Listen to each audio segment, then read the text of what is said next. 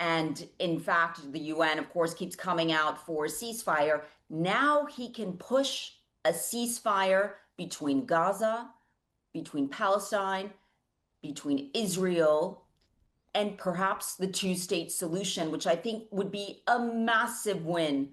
Mark, we've seen what he's done between Pakistan and India in terms of helping to negotiate peace there between two nuclear powers. We've seen what he's done with the DRC and Rwanda negotiating peace there. And while everybody loves to be critical of Donald Trump, he has had the courage to address big issues head on. And I think he's garnered a lot of respect from that. We even heard Mark Root refer to him as daddy. And I believe there's a reason.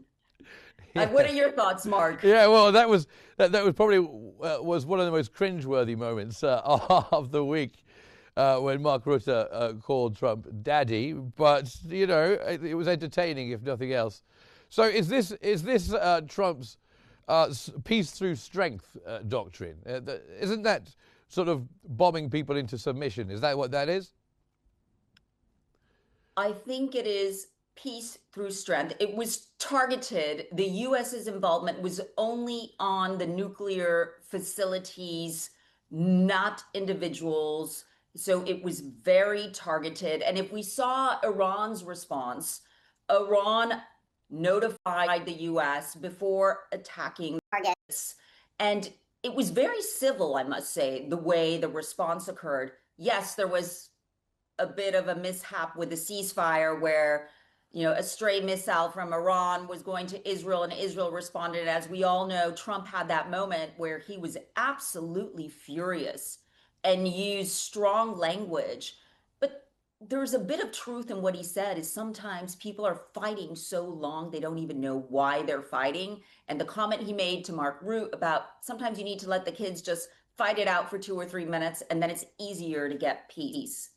He'd also said the same, I think, a week before about Russia and Ukraine. Let the kids fight a little bit, and then we'll deal with it at a later stage. It was good to see him being so angry and furious on the White House lawn when he did use choice language there, and to see him criticize Israel, which before that moment he really had backed off from doing.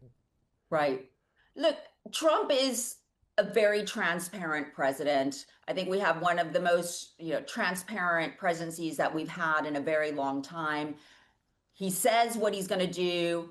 He does it, except, of course, for these covert operations with Iran. But he's on point. His mission was peace. That was key to his platform. As we know, he wants the Nobel Peace Prize. He's been nominated for the Nobel Peace Prize as well.